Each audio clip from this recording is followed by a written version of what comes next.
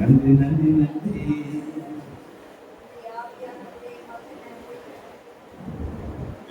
என்ன பண்றாங்க எல்லாம் கூட்டம், அந்த கூட்டத்தை கடை, இந்த கூட்டத்தை கடை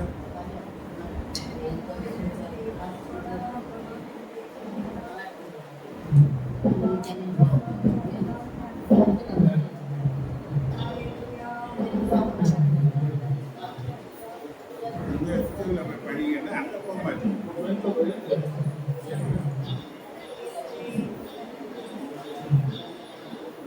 அற்புதனே ரட்சணி உத்தமனே நீரே என் ஆறுதல் என் ஆறுதல். அற்புதனே ரட்சணி உத்தமனே நீரே என் ஆறுதல்.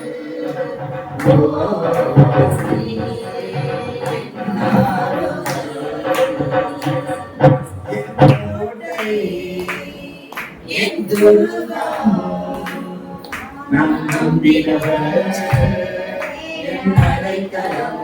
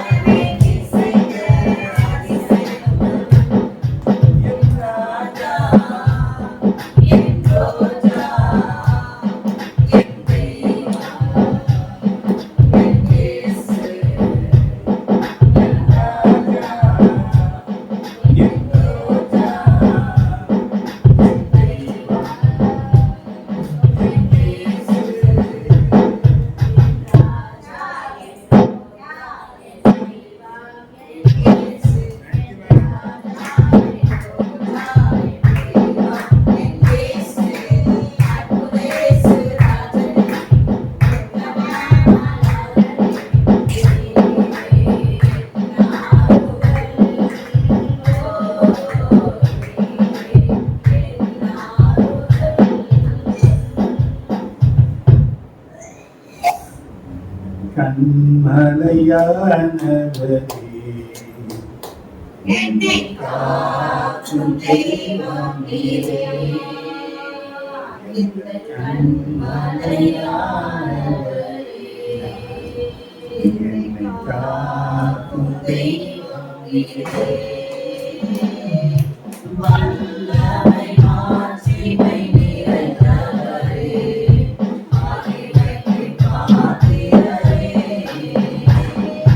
வல்லமை மாட்சிமை நிறைந்தவரே, மகிமைக்கு பாத்திரரே. ஆராதனை உமக்கே, ஆராதனை உமக்கே.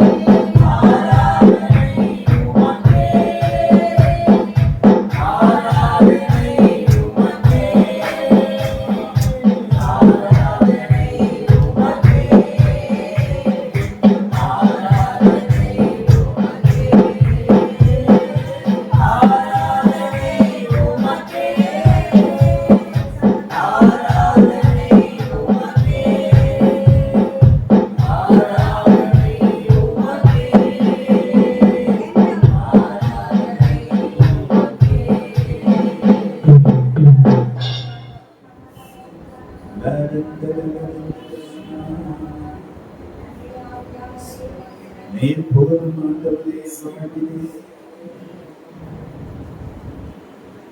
என்னை நினைத்தவரே அந்த வார்த்தையின் வாழ்க்கையை நிறைவேற்றுகிறீர்களே. நன்றி நன்றி நன்றி நன்றி ஆண்டவரே. இணையற்ற பிரசனத்தில் எங்களை தாழ்த்துகிறோம். தொடர்ந்து எங்களோடு கூட இருந்து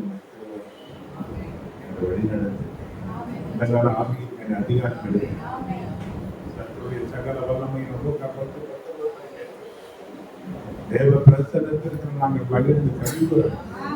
சத்திருக்கிற ஜெயப்படுத்த ஆசீர்வாதங்களை ஒவ்வொருவருக்கும் தடைகள் எல்லாம் பிள்ளைகள் புரிதமாக நீரே எல்லாருக்கும்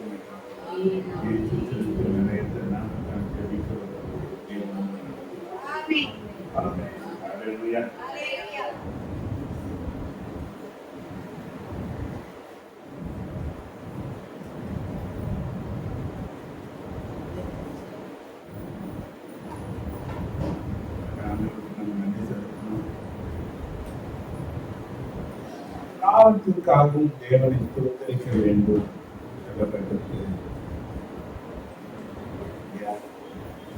காலையில ஒரு ஆராதனை பங்கெடுக்க மாத வேலையில் அவருடைய பாதுகாப்பு தேவன் நன்மையினால ஜனத்தை நடத்தியிருக்கிறார். அவர் ஒவ்வொரு நாளும் கனிமணி போல நம்ம காப்பதாக செய்த முடியாத நன்மைகளுக்காக அதற்கு நன்றி.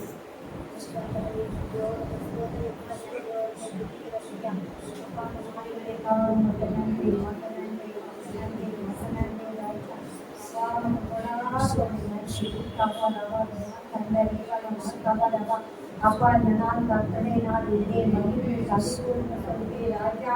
அப்பா அந்த நாளிலே உடைய சமூகத்திலே நாங்கள் மகிழ்ந்து கலிகூர்மை பாடி ஆராதித்து ராஜா. அப்பா அந்த மாலை வேலை திருமணங்களை கொண்டு வந்திருக்கிறீங்க. அப்பா மனத்திலே வந்தனை போது உறவை தள்ளுவதில்லை ராஜா. அப்பா நோக்கி பார்த்து உங்கள் விலாசம் அடைந்தன. ஒரு நாள் ஒன்றில் வைக்கப்பட்டு போவதில்லை ராஜா. அப்பா அந்த நாளில வந்திருக்கிற என்னென்ன தேவை, என்னென்ன வாழ்க்கையோடு, என்னென்ன தாகத்தோடு அப்பா வந்திருக்கிறது தேவன் நீங்க அறிவிக்கிறீங்க ராஜா. அப்பா நாங்களும் முகத்தை பார்க்கிற தேவன் உறுதியை ஆராய் தந்திருக்கிறது ராஜா. அப்பா ஒவ்வொரு சேவைகளை தந்திக்கு வழி நடத்துவீராக. அப்பா மட்டுமாக நீரே தகப்பனே. அப்பா 8 மாதங்களை முடித்து வருகிறீங்க ராஜா. அப்பா 21 நாட்களிலே ராஜா. அப்பா அப்படி சமூகத்திலே தேவனோடு பலத்தோடு சுகத்தோடு ராஜா. அப்பா நிறைகளை கொண்டு வந்திருக்கீங்க. அதுக்காக அப்பா கடந்த நாட்களும் கடந்த மாதங்களும் யாமனி காம வேதனா கந்த ரவான மாக்கமனவா அப்பா கந்தரி கவரோடி கந்தனவா அப்பா செய்த நன்மைகள் ஏராளம் ராஜா. அப்பா ஒவ்வொரு நாளும் தேவனை பலனை சுகத்தை கொடு ராஜா. அப்பா நீரை கரம் பிடித்து நடந்து கொண்டு வந்திருக்கீங்க. உன் கிருபை உனக்கு போதும் பலவிடத்திலே பலன் பூரணமாய் விளங்கும் ராஜா. அப்பா தேவ கிருபை நாளை எங்களை ஒவ்வொருவரையும் ராஜா. அப்பா நடத்தி சமூகத்திலே கொண்டு வந்திருக்கிறீங்க ராஜா. அப்பா ஊழியர்களை நடத்தி கொண்டு வந்திருக்கிறது ராஜா. அப்பா நீ செய்த நன்மைகள் சொல்ல 1000 நாவல் போதாது ராஜா. அப்பா நாள் வரைக்கும் தேவ நீரை செய்த ராஜா. அப்பா முடியாத நன்மைகளுக்காக சொல்ல முடியாத அப்பா இவங்களுக்காக உங்களோட நன்றி ராஜா. அப்பா அவங்க சமூகத்தில் அர்ப்பணிக்கிறோம். இயேசுவை நாமத்தினால் கேட்கிறோம். தேவனோட நல்ல பிதாவே.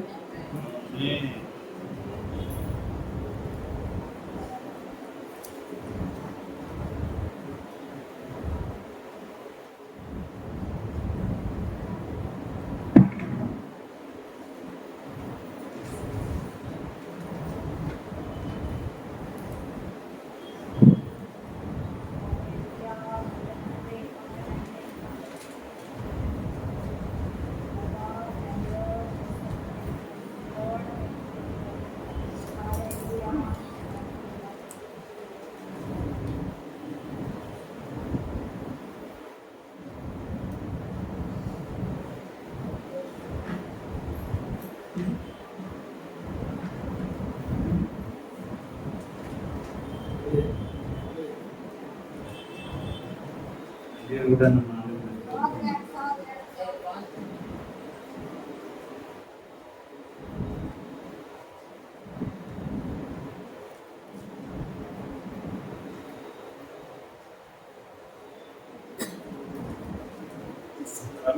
5வது அதிகாரம்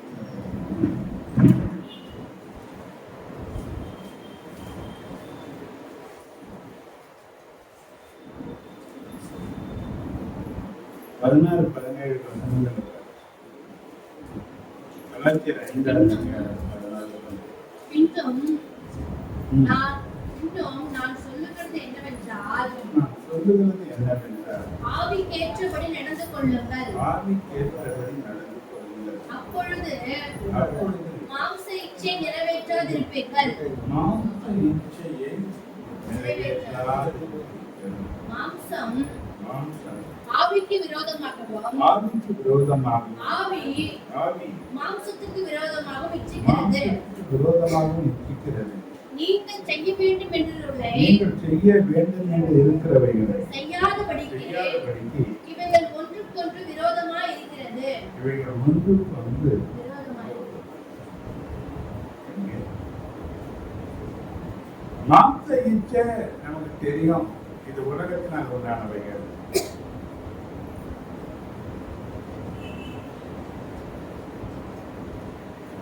நிறைய தேவனுடைய பிள்ளைகள் கூட ஏன் பிசாசின் கட்டுல கட்டப்பட்டாங்க, சிக்கப்பட்டாங்கன்னா அதுல ஒரு காரியம் இந்த மாம்ச இச்சை தான்.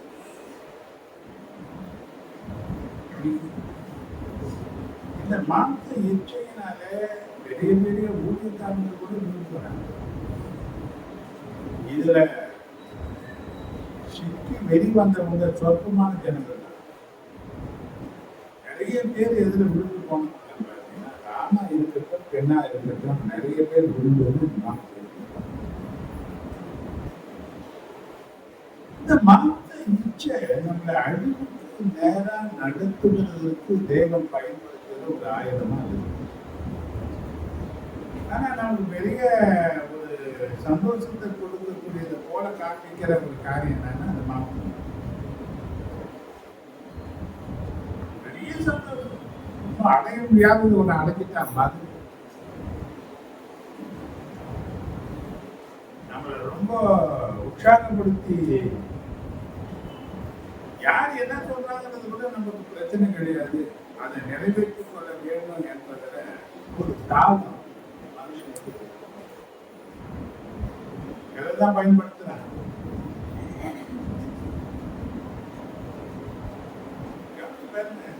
அப்போ இந்த கொஞ்சம் சிந்திக்கினா இந்த இச்சையில பழைய ஏற்பாடுகளும் நிறைய பேர் இருந்திருப்பாங்க.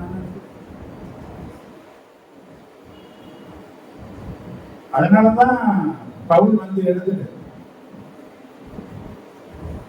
நீங்க ஆவிக்கேற்றபடி நடந்து கொள்வீர்களானால் நீங்க என்ன பண்ணலாம்? மாம்ச இச்சையை நிறைவேற்றாமல் இருக்க முடியும். நம்ம ஆவிக்கேற்றபடி நடக்காத ஒரு மனுஷன் எதில் விழுந்துப்பாங்க?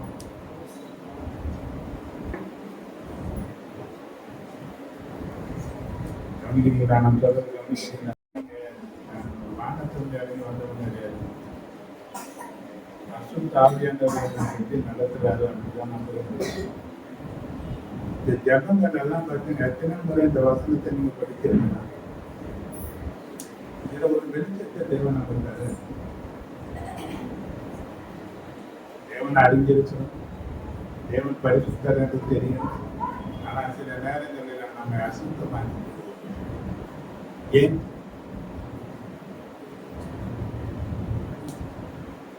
இன்னைக்கு கிறிஸ்தவ வட்டாரங்கள் இந்த பாலியல் காரியத்தை பேசுறது பாவம் நினைக்கிறாங்க. பாலியல் காரியத்தில் முதல் நல்லதுன்னு பார்த்தாங்க. மனுஷன் எப்படிதான் படைச்சாரு? இந்த உறவுகளோடு கூட இருந்து வாழறதுக்கு தான் மனுஷனை படைச்சாரு. எல்லாத்தையும் கடைசியா பார்த்துக்கிறாரு. எல்லாம் நல்லா இருக்கும் எல்லாம். ஆனா தேவன் எதை நல்லதாக பார்த்தாரு அதே காரியத்தை தான் தேவனுக்கு விரோதமாக திருப்புவதற்கு சாத்தான் பயன்படுத்தின ஒரு ஆயுதம். இந்த பாலியல் காரியத்தை தான் தவறான உறவுகளுக்கு நடத்திட்டாங்க.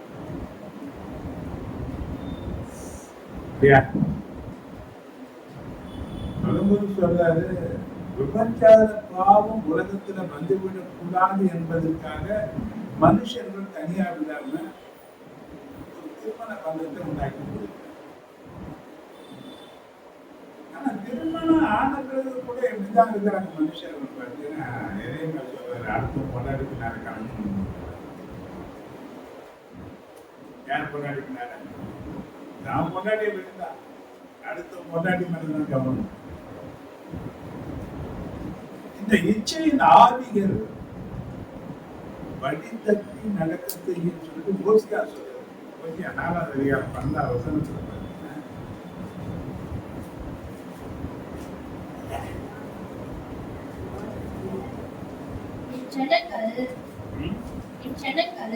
என் ஜனங்கள் கட்டையினிடத்தில் ஆலோசனை கேட்கிறார்கள். கட்டையினிடத்தில் ஆலோசனை கேட்கிறார்கள். அவர்களுடைய கோல் அவர்களுக்கு செய்தி அறிவிக்கும் என்றிருக்கிறார்கள். அவர்களுக்கு செய்தியை அறிவிக்கும் என்றிருக்கிறார்கள். அறிவிக்கும் என்று இருக்கிறார்கள். வேசித்தனத்தின் ஆவி அவர்களை வழி தப்பி திரிய பண்ணிற்று. என்ன பண்றாங்க? வழி தப்பி திரிய பண்ணிற்று. என்ன பண்றாங்க? வழி தப்பி திரிய பண்ணிற்று. ஹல்லேலூயா, ஹல்லேலூயா, ஹல்லேலூயா, ஹல்லேலூயா, ஹல்லேலூயா. ஹல்லேலூயா. இந்த 1 கொரிந்தியர் 6:18 பாத்தீங்கன்னா, வேசித்தனத்திற்கு விலகி ஓடுங்கள். மனுஷன் செய்கிற எந்த பாவமும் சரீரத்திற்கு புறம்பாய் இருக்கும். வேசித்தனம் செய்கிறவனோ தன் சரீரத்திற்கு விரோதமாய் பாவம் செய்கிறான். எதுக்கு விரோதமான பாவம்? வேசித்தனம் தான் சரீரத்துக்கு விரோதமான பாவம் சொல்றாரு. ஏன்னா 1 கொரிந்தியர் 3வது அதிகாரத்துல பார்க்கிறோம், 16-17 எல்லாம் பார்த்தீங்கன்னா, நீங்கள் தேவனுடைய ஆலயமாய் இருக்கிறீர்கள் என்றும் தேவனுடைய ஆவி உங்களில் வாசமாய் இருக்கிறார் என்றும் அறியாதிருக்கிறீர்களா? ஒருவன் தேவனுடைய ஆலயத்தை கெடுத்தால் அவரை தேவன் கெடுப்பார். தேவனுடைய ஆலயம் பரிசுத்தமாய் இருக்கிறது, நீங்களே அந்த ஆலயம். எங்க நினைக்குது?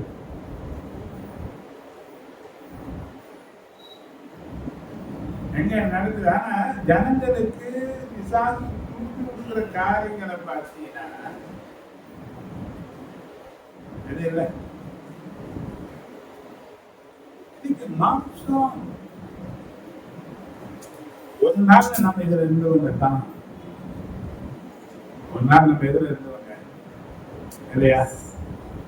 நீங்க வாசித்தீங்கன்னா எபேசியர் 2வது அதிகாரம் 2-3 வசனத்தை பார்த்தீங்கன்னா,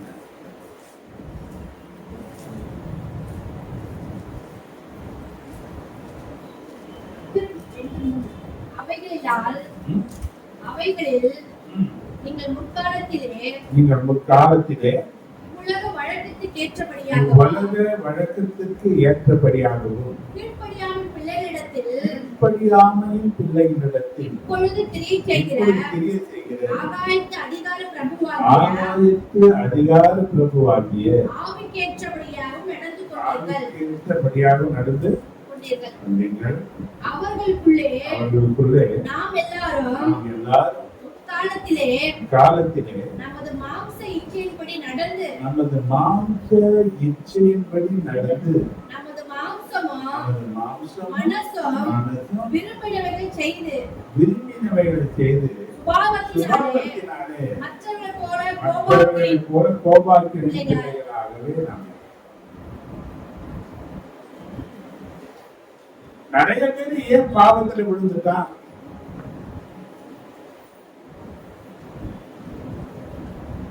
சாத்தான் எதோதான் பயன்படுத்துறேன்.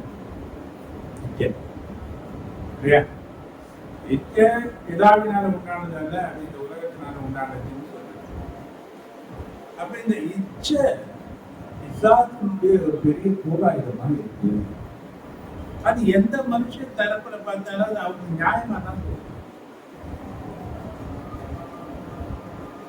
ஆனா தேவனுடைய பார்வையில இந்த இச்சை எவ்வளவு பெரிய பாவம் என்பதை நம்ம அறியறதில்லை. ஆனா இந்த பாவத்தை மேற்கொள்ள சொல்ல நடந்துருக்காங்க. ஆனா நிறைய பேர் எதுல விழுந்தாங்க? நிறைய ஊழியம் செய்யறவங்க விழுந்தாங்க, ஊழியம் செய்யறன்னு போனவங்க விழுந்து போனாங்க. எத்தனை பேர் கடவுள் இல்லையா? சாத்தான வச்சு போட்டுறேன், நான் அப்படி பண்றேன் இப்படி பண்றேன்னு சொல்லிட்டு வீரவசமா போட வந்து கொஞ்ச நாள் மிதிப்பட்டு போயிட்டேன். ஏன் அப்படி ஆச்சுன்னா பவுல் சொல்றார் களத்தில் சொல்லும்போது, நீங்கள் ஆவியினாலே நீங்கள் செயல்படக்கூடியவங்களா இருந்தீங்கன்னா இந்த மாம்சத்தை நீங்க மேற்கொள்ள முடியாது. இப்ப நம்ம ஆவிக்குரியவர்களாக செயல்படுறோம்னா மாம்சத்துக்குரியவங்களாகவே நம்ம செயல்படுறோம். அந்த மாம்சத்தை குறித்து சொல்லும்போது கலாச்சார 5:19 நீங்க பார்த்தீங்கன்னா மாம்சத்தின் கிரியைகள் வெளியரங்கமாய் வெளியரங்கமா இருக்குது. அவையாவன எல்லாம் பார்க்குற மாதிரி இருக்குது. மாம்சத்தின் இதை தீர்க்க தரிசனம் சொல்ல வேண்டியது கிடையாது. அது என்னன்னு பார்த்தீங்கன்னா விபச்சாரமும் விபச்சாரம், வேசித்தனமும் பேசித்தனம், அசுத்தம் அசுத்தம், காம விகாரம் விகாரம், விக்கிர ஆராதனை விக்கிரகாராதனை, பிள்ளி சூனியம் சூனியம், பகைகள் பகைகள், விரோதங்கள் விரோதங்கள், வைராக்கியங்கள் விராக்கியங்கள், கோபங்கள் கோபங்கள், சண்டைகள் சண்டைகள், பிரிவினைகள் பிரிவினைகள், மார்க்க மார்க்க பேதங்கள் பேதங்கள், பொறாமைகள் பொறாமைகள், கொலைகள் கொலைகள், வெறிகள் வெறிகள், களியாட்டுகள் இதெல்லாம் வெளியரங்கமா இருக்கு. ஆனா இதெல்லாம் நம்ம ஜெயிக்க ஒரு பக்கம் என்ன பண்ணல. இன்னைக்கு வரணும் எவ்வளவு பொறாம உள்ளவங்களா இருக்கிறோம். இன்னும் இந்த மாம்சத்தை மேற்கொள்ள முடியாத அளவுக்கு நானும் சில நேரத்தில் நானும் மனுஷன் தானே எங்க வந்து நிக்கிறேன். நான் வெறும் மனுஷன் அல்ல, தேவன் மனுஷன். தேவன் எனக்குள்ள இருக்கிறேன், ஆவியானவர் எனக்குள்ள இருக்கிறேன். ஆனா சராசரி மனுஷனை போறான் செல்லக்காசு ஆயிடுது. எதுல விட்டு போறேன்னு சொன்னா இந்த பாவத்துலதான். அப்ப இதை மேற்கொள்வதற்கு ஆவிக்குரியவர்களாக, ஆவியினால பலப்படுத்தப்பட்டவர்களாக தேவனுடைய பிள்ளைகள் இருக்கிறோம். இன்னைக்கு பலவீனமா இருக்கிறதுனால விட்டு போறாங்க. பலசாலியா இருக்கிறதுக்கு ஆவியினாலே நடத்தப்பட்டவர்களாக இருக்கணும். அப்படி நாம் இருக்கணும், சபை இருக்கணும், ஒவ்வொரு தேவ பிள்ளைகளா இருக்கணும், விசுவாசத்தை விதிக்கக்கூடியவர்களா இருக்கணும். யார் ஜெபம் இன்னைக்கு நடக்கிற சம்பவங்களை நீங்க டிவிலாம் பார்த்தீங்கன்னா இதுதான் அதிகமா எங்க ஓடுது. கள்ள புருஷன் சொந்த புருஷனை கொலை பண்ணிட்டாங்க, 7 துண்டா வெட்டினாங்க, 10 துண்டா வெட்டினாங்க, ட்ரம்ல போட்டாங்க, கோடி பையில போட்டாங்க. இதுதான் செய்தி. இன்னும் ஒரு காரியத்தில் லோத்து காலத்துல நடந்த மாதிரி நடக்கணும், நோவா காலத்துல நடந்த மாதிரி நடந்து சொல்லிட்டாரு. ஆனா லோத்து காலத்துல நடந்த என்ன நடந்தது? லோத்து காலத்துல என்ன நடந்தது? லோத்து காலம்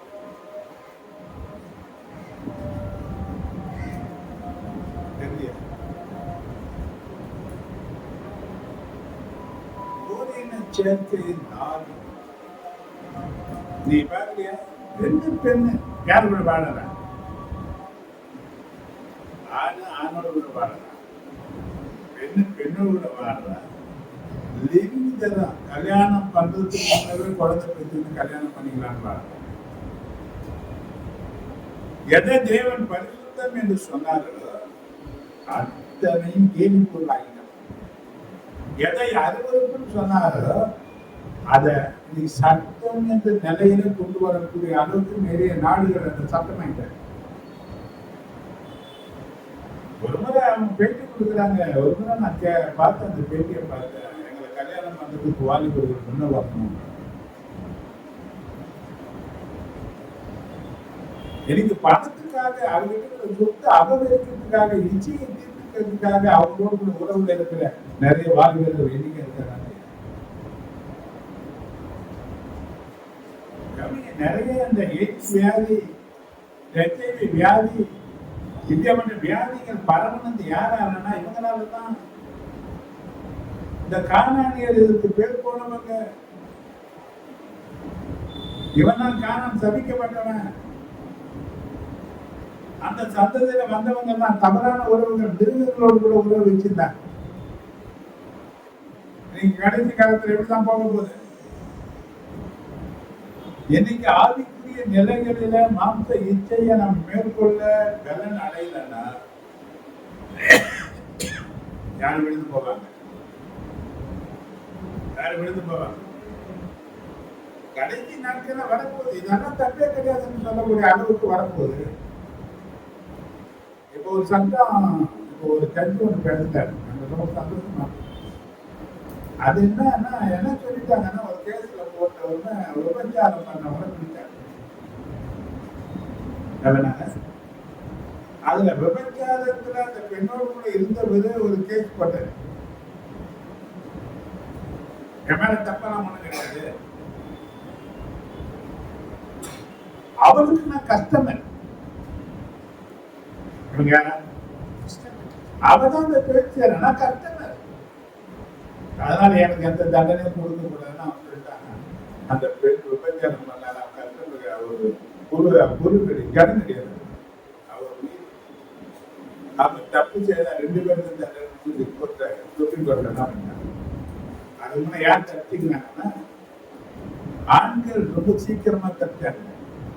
ஆனா இப்ப யாரெல்லாம் மாற்றாங்க, ஒரு தேவ மனுஷர்கள், சில நியாயாதிபதிகள் சரியா சொல்றாங்க, சில நியாயாதிபதிகள்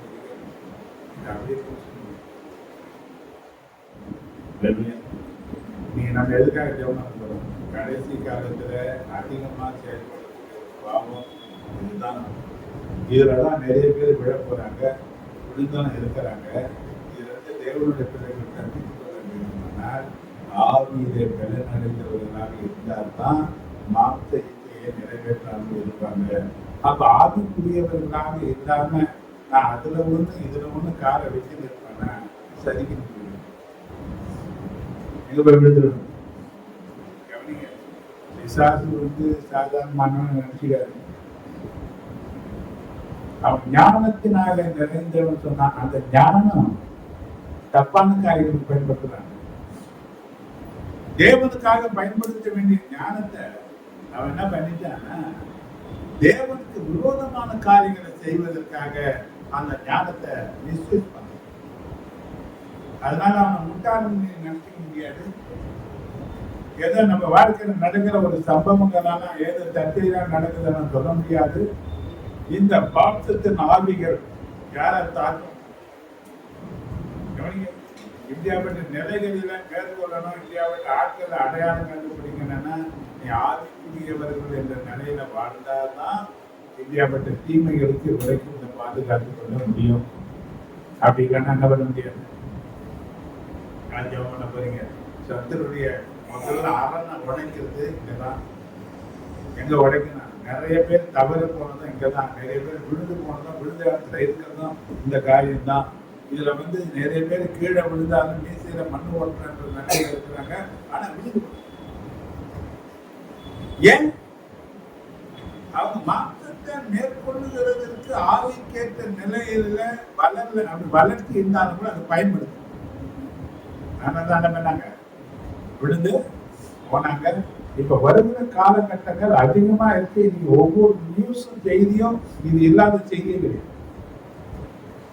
இது இல்லாம செய்தியே கிடையாது. ஒண்ணு விரும்புறான், அந்த விருப்பத்துக்கு சரியாச்சுன்னா வாழலான்னு பாக்குறான், இல்லைன்னா அங்கேயே ரோட்லயே கூட்டி போடுறான். இப்படி பல நிலையில இருக்கு. ஆவிக்குரியவர்களாக நம்ம வளர்ச்சி அடைந்து மாம்சத்தை மேற்கொள்ளணும். ஏன்னா மாம்சம் உலகத்தினாலே வந்தது. அப்ப உலகம் யாருன்னு நமக்கு தெரியும். சாத்தான்னா அவனை மேற்கொள்வதற்கு நாம் ஆவிக்குரியவர்களா இருந்தால்தான் நம்ம என்ன பண்ண முடியும். கடைசியில எதுல நம்ம கவனத்தை செலுத்தணும்? ஆவிக்குரிய நிலையில வளர்ச்சி அடைகிறதுக்கு நீ கவனத்தை செலுத்தினா பிசாசினுடைய கிரியைகளை நீங்க மேற்கொள்ளக்கூடிய அளவுக்கு யுத்த மனுஷர்களாக மாறிக்க. இல்லைன்னா அந்த யுத்தத்துல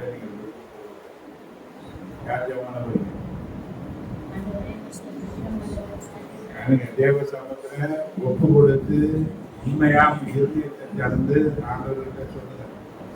ஜெபம் வந்து ஒரு யுத்த காலம். அந்த யுத்த காலத்துல உண்மையா இருக்க. வார்த்தை ஜாலானா வேண்டாம், வார்த்தை ஜாலம் வேண்டாம். ஒரு நிர்பந்தமான நிலையில இன்னைக்கு தேசம் இருக்குது. இன்னைக்கு எவ்வளவு பெரிய ரொம்ப பரிசுத்தவான்கள்லாம் கூட இன்னைக்கு அட்ரஸ் இல்லாம போயிட்டாங்க. எவ்வளவு பேர் இன்னைக்கு ஆலயம் இல்லாம போயிட்டாங்க. ஏன்னா அந்த அளவுக்கு பாதிப்புக்குள்ளான ஒரு காரியம் அது. நம்ம ரொம்ப கேர்ஃபுல்லா கையாளி ஜெபம் பண்ணணும். ஏன்னா நம்மளை சுத்திலும் பாவம் இருக்குன்னு சொல்றது.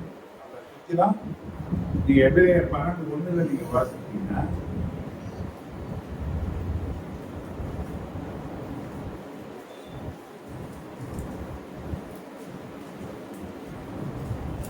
ஆக மேகம் போன்ற இத்தனை திரளான சாட்சிகள் நம்மை சூழ்ந்து கொண்டிருக்கின்றன.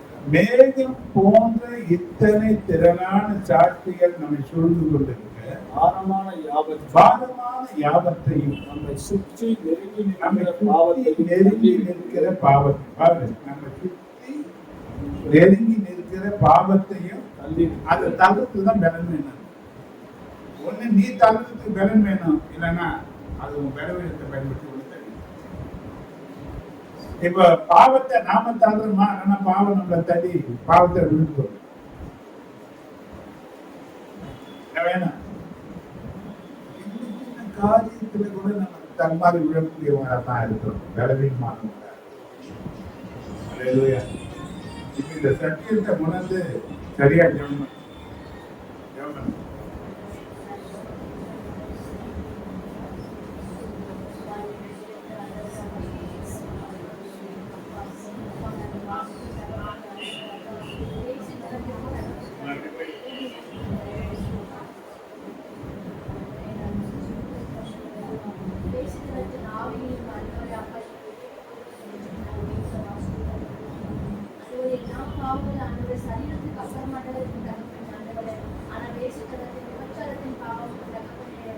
வருமானப்படுங்க, வருமானப்படுங்க.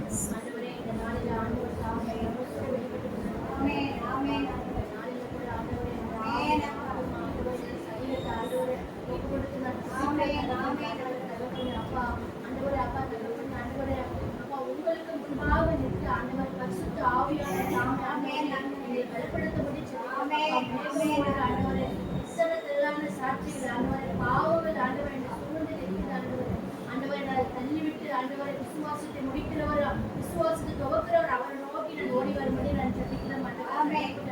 இந்த நாளில் ஆண்டவரை இச்சை ஆண்டவர் எப்படி ஆண்டவர் தகப்பன் ஆண்டவர் அதை மேற்கொள்ளக்கூடிய ஆண்டவரை கிருபையை தேவன் தாரும்படி நான் அப்பா அப்பா இந்த நாளில் ஆண்டவர் அப்பா திட்டமும் தெளிவாக பேசிக் கொண்டிருக்கிறேன். ஆண்டவர் தகப்பன் அப்பா ஆண்டவரை ஒன்னே நீ ஆண்டவரை அதில் போகணும், இல்லைன்னா தகப்பன் அதில் வீட்டில் வரணும் சொல்லி ஆண்டவர் தகப்பன் அப்பா இந்த நாளில் அப்பா அதை ஆண்டவரை அதை மேற்கொள்ளக்கூடிய ஒரு கிருபையை தேவன் தாரும்படி இந்த நாளில் ஆண்டவரை கிருபை ஆண்டவரை தந்து நம்ம மேற்கொள்ள முடியும். ஆண்டவரே இயேசுவின் நாமத்தினால நீங்கள் நல்வழி நடத்துவீர்கள். என்னுடைய ஆண்டவரே அப்பா தகப்பனே நாளை ஆவி ஆத்மா சரீரத்தை எல்லாமே நிர்பந்தமான மனுஷனா இருக்கிறப்ப இந்த பாவமான விடுதலையாக்கும் சொல்லி நாங்கள் வாசித்தோம். ஆண்டவரே தகப்பனே அப்பா தேவன் காமிகள் விடுதலையாக இருக்கிறீர்கள் சொல்லி ஆண்டவர் நாங்கள் இன்னொரு காரியத்திலே வாசித்தோம். தகப்பனே கட்ட இந்த நாளில் ஆண்டவரை இச்சையின் ஆவியிலிருந்து விடுதலை தாருங்கள். கண்களின் நிச்சயம், மாம்சத்தின் நிச்சயம், ஆண்டவர் ஜீவனத்தின் பெருமையுமாகிய ஆண்டவரை கட்டத்திற்கு விடுதலையாகும் ஆண்டவரை வாக்குத்தத்தம் கூட ஆண்டவரே அப்ப இச்சைகளும் ஆண்டவரை அக்கா உலகத்தினுடைய இச்சைகள் விழுந்து போகும். ஆண்டவரே தேவனுடைய சித்தத்தின்படி செய்யணும். ஆண்டவர் இளைஞர்பான்னு சொல்லப்பட்ட இச்சை என்று சொல்லி ஆண்டவரே ஆண்டவரே இந்த மாசத்துக்கு வாக்குத்தத்தமா அப்படிதான் இருக்கு தகப்பண்ணி. ஆண்டவரே அப்பா இந்த நாளில் எங்களை காத்துக்கொள்ளக்கூடிய ஒரு கிருபையை தேவன் தகப்பண்ணி. ஆண்டவரே அப்பா பாவத்திலே கடந்து தகப்பனை கத்தரை தூக்கி எடுத்து தகப்பண்ணி. அப்பா இனி ஆண்டவரை இச்சையில் ஆண்டவர் நான் மாட்டிக்கொண்டு சிக்கிக்கொள்ளாதபடி கத்தரையான விடுதலை தாரும்படி நாங்கள் ஜெபிக்கிறோம். அப்பா இந்த நாளில் ஆண்டவரை நாங்கள் ஒருமனப்பட்டு ஜெபிக்கிறோம். ஆண்டவரை தகப்பண்ணி. ஆண்டவரை இந்த நாளில் தேவனால் தெரிந்து கொள்ளப்பட்ட பிள்ளைகள் அநேக பிள்ளைகள் ஆண்டவரை அந்த பிள்ளைகளுக்காக நாங்கள் சோதனைக்கிறோம் தகப்பண்ணி. ஆண்டவரை ஞானஸ்தானம் எடுத்தோம் தகப்பண்ணி. ஆண்டவரை தேவனுக்கு பரிசுத்தமாக வாழ முடியாது ஒவ்வொரு பிள்ளைகள் இந்த காலத்தில் ஒப்புப்படுத்தி ஜெபிக்கிறோம். அப்பா இந்த நாளில் அப்பா இப்ப இச்சைகள் விசாச அப்பா இயேசுவின் நாமத்தினால அப்பா தூரத்துக்கு சமீபத்துமா இருக்கிற இந்த ஆண்டவர் தகப்பண்ணி நாங்கள் ஒருமனப்பட்டு ஜெபிக்கிறோம். எல்லா பிள்ளைகளும் இந்த கருத்துல ஒப்புப்படுத்தி ஜெபிக்கிறோம். அப்பா இந்த பாவ பழக்கத்திலிருந்து ஆண்டவர் இச்சையிலிருந்து ஆண்டவர் ஒவ்வொரு பிள்ளைகளும் ஆண்டவரை தேவன் தாங்க விடுதலையாகும் ஜெபிக்கிறோம். விபச்சாரத்தின் பிரிவிலிருந்து விடுதலையாகும். அப்பா வேசித்தனத்தின் ஆவியிலிருந்து ஆண்டவரை விடுதலையாகும் நாங்கள் ஜெபிக்கிறோம். அப்பா வேசித்தனத்தின் ஆவி ஆண்டவர் உங்களை வழி தப்பி பண்ணிட்டு சொல்லி நாங்கள் வேதனை வாசிக்கிறோம். இப்படிப்பட்ட ஆவியிலிருந்து கத்தரை விடுதலையாகும் நாமத்தினால நாங்கள் வேண்டி ஜெபிக்கிறோம். அப்பா ஆண்டவர் கர்த்தர் தாமே எங்களுக்கு அப்படியாக இந்த நாளில் ஆண்டவர் இச்சையின் கிரியைகள் எல்லாம் வச்சு தேவன் நீக்கி போட்டு வாசித்த வசனங்கள் எல்லாம் எங்களை பரிசுத்தப்படுத்தி ஜெபிக்கிறோம். அப்பா என்னுடைய ஆண்டவரை என்னுடைய ஆவியின் ஆத்தும் ஆண்டவருடைய சரீரத்தையும் ஒப்புப்படுத்தி ஜெபிக்கிறோம். என்னுடைய அவைகள் எல்லாம் ஒப்புப்படுத்தி நாங்கள் ஜெபிக்கிறோம். ஆண்டவரை இந்த நாள்ல என்னுடைய மகிமைகளை மூடி பாதுகாப்பும்படி ஜெபிக்கிறோம் அப்பா. இயேசு மூலமே ஜெபிக்கிறோம் சொல்லுங்க. ஆமென். அல்லேலூயா.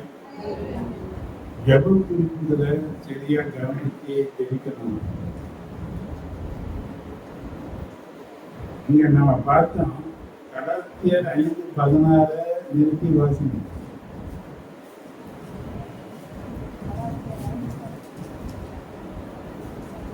இன்னும் நான் சொல்லுகிறது என்னவென்றால் பின்னும் நான் சொல்லுகிறது என்னவென்றால், ஆவிக்கேற்றபடி நடந்து கொள்ளுங்கள். ஆவிக்கேற்றபடி நடந்து கொள்ளுங்கள். அப்பொழுது மாம்ச இச்சையை நிறைவேற்றாதிருப்பீர்கள். இப்ப மாம்ச இச்சையை நான் நிறைவேற்றாமல் இருக்கிறேன்னா, மாம்சத்துக்கு நோன்னு நான் சொல்றேன்னா, நான் எப்படி நடக்கணும்னா, ஆவிக்கேற்ற ஆண்டவர் விடுதலை அமைக்கக்கூடிய காரியம் இருக்குது. விடுதலை நான் தான் காத்துக்கணும், நான் தான் சிக்கிக்கொள்ளக்கூடாது. அதுதான் சொல்றாரு, ஆவிக்கேற்றபடி நான் நடந்தா மாம்ச இச்சைய, இப்ப மாம்ச இச்சையை சாத்தான் போடுறான். ஆனா ஆவிக்கேற்ற நிலையில வாழ்கிறதற்கு ஆவியானவர் நம்மை நடத்துவதற்கு ரெடியா இருக்கிறது. இப்ப அதுல கருநடையின ஏற்றபடி நடக்கணும். நடக்கிறதுக்கு என்ன வழி நடத்தும் ஆண்டவரே. ஆவிக்கேற்ற நிலையில் இருந்து நான் இறங்கிடக்கூடாது. எனக்கு என்ன பண்ணுங்க, எனக்கு என்ன பண்ணுங்க, சின்ன சின்ன காரியத்துக்கு கூட இந்த மாம்சத்துல வந்துடுறாங்க. கோபம், எரிச்சல், பொறாமை, இந்த ஆசைகள், இச்சைகள், தவறான அந்த ஆசைகள் யாரை மேற்கொள்ளுது? இது ஏன் என்ன மேற்கொள்ளுச்சுன்னா, ஆவிக்குரிய நிலைகளில் பலன் இல்லாம இருக்கிறது தான் காரணம். நான் யாரா இல்லை, நான் யாரா இல்லை. நம்ம அழகா பார்க்கணும். அப்போஸ்தலர் 1:8 பார்த்தீங்கன்னா,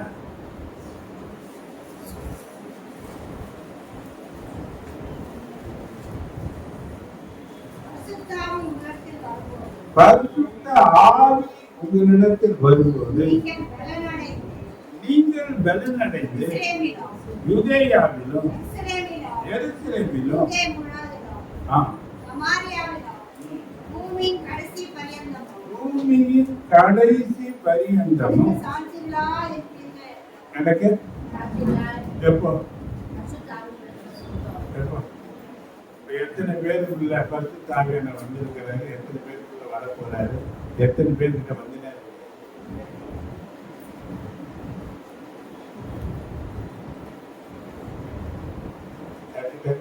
நம்ம தானே யாரும் புகார் இல்லையே.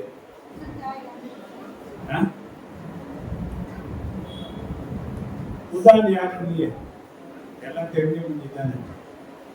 அப்புறம் பேசுறது வெளியே எடுத்துனா என்ன நினைச்சுக்கோங்க, எல்லாம் தெரிஞ்சாங்க. அப்படி என்ன நினைக்க போறாங்க, நினைக்காது இங்க சொல்லப்பட்டிருக்கிற பரிசுத்த ஆவி உங்களிடத்தில் வரும்போது நீங்க பலன் அடைந்து சாட்சியா இருக்கீங்க. எப்போ வந்துட்டாரா, வரலையா, வந்துட்டே இருக்கிறாரு. எத்தனை பேர் வந்துட்டாருன்னு சொல்றீங்க, எத்தனை பேர் வர போறாருங்க. இப்ப வந்துட்டு நாம சாட்சியா, நான் போனேன் புதன்கிழமை எடுத்தேன். குடும்பத்துல கேட்டாதான் தெரியும், புருஷனை குறித்து மனைவி கிட்ட கேட்டாதான் தெரியும். எப்படி உங்க வீட்டுக்கார சாட்சினா தெரியும். புருஷன் கிட்ட கேட்டாதான் தெரியும் அம்மா குறித்த சாட்சி எப்படி. பிள்ளைகளை குறித்த சாட்சி பெற்றங்களை கேட்டாதான் தெரியும், பெற்றங்களை குறித்த சாட்சி பிள்ளைகளை கிட்ட கேட்டாதான் தெரியும். ஒரு சபை விசுவாசியை குறித்து பாஸ்டர்கிட்ட கேட்டாதான் தெரியும். இப்ப நம்ம சாட்சியா சாத்தியமானா நாங்க சாட்சி சொல்றோங்க, அது வேற இது. பல நிலைகளிலே நான் சாட்சி நிக்கிறோம். யாருக்காக? ஆனா நிக்கிறேன்னா ஏன் நிக்க முடியலன்னா,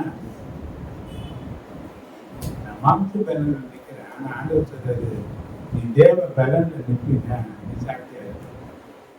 அப்ப இந்த தேவ பலனை பெற்றுக்கொள்வதற்கு நீ எடுத்த பிரயாசங்கள் என்ன? அப்ப ஏதோ ஒரு நேரம், கொஞ்ச நேரம் நான் ஆவியில நடந்துட்டேன்னா அந்த மாதிரி நினைக்கிறாங்க. சூப்பர் அனாயிட்டிங், ரொம்ப அபிஷேகம் என் மேல இறங்கிச்சுன்னு நினைக்கிறாங்க. நீ பேசுற வார்த்தைகளுக்கு அது காணாமலே போகும். அப்ப இந்த ஆவியிலே நிறைஞ்சு இருக்கிற அந்த அனுபவம் திரும்ப திரும்ப நடந்தா, உட்கார்ந்தா, எழுந்தா, இந்த அபிஷேகத்துல அந்த அனாய்டிங்ல எந்த அளவுக்கு உன்னை காத்துக்கிறியோ அந்த அளவுக்கு நீ போற இடம்லாம் ஆசீர்வாதமாகவும் இயேசுவுக்கு சாட்சியாகவும் கருத்து.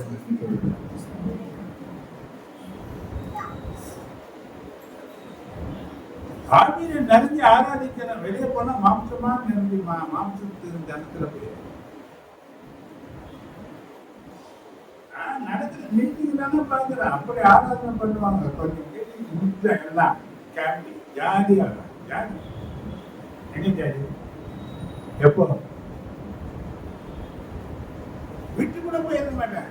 அதே இடத்துல அவளை கேலி கிண்டல் மற்றவங்க பற்றி பேசுறது எல்லாம். இதுக்கு முன்ன யாரும் இருந்தாங்க? நான் அர்த்தம் சில நேரத்தில் சொல்லிடுவேன். சில பேர் எனக்கு பிடிக்க மாட்டேங்குது. ஒன்று பண்ணியா இருந்தா பண்ணியா,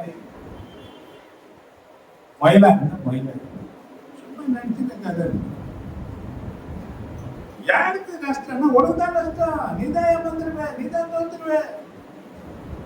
அபிஷேகத்தை பெறுறது எவ்வளவு அவசரமோ அது அவசியமோ அந்த அளவுக்கு அதை இழக்க செய்வது சாத்தான் ரொம்ப தீவிரமா செயல்படும். அப்ப ஆண்டவர் சொல்லாரு, மாம்ச இச்சையை நிறைவேற்றாமல் நான் இருக்கணும்னு சொன்னா சாத்தானுக்கு நோன்னு நான் சொல்லணும்னா, சாத்தான் போட்ட வலையில நான் சிக்காம இருக்கிறேன்னா, அவன் போட்ட தூண்டில நான் மாட்டாம இருக்கிறேன்னா, இங்க பகுதி சொல்லாரு, ஆவிக்கு ஏற்றபடி நான் நடக்கணும். யாரா நடக்கணும்? அப்ப மாம்ச இச்சையை நான் நிறைவேற்றணும். அப்ப ஆவிக்கு ஏற்றபடி நடக்காம ஆண்டவரே என்னை காப்பாத்து, இயேசுவே என்னை காப்பாத்து, ஆவியானவரே என்னை காப்பாத்து காப்பாத்து காப்பாத்து அவதான் கொஞ்சம் இது யாரா நடந்துக்க? அது கேட்க மாட்டாங்க. நான் யாரா நடக்கணும்? அப்ப இந்த வசனத்துல கலாச்சாரத்தை 16 சொல்லப்பட்டிருக்கு, நீ ஆவிக்கு ஏற்றபடி நடந்து கொள்ளுங்கள், அப்பொழுது மாம்ச இச்சையை நிறைவேற்றாது.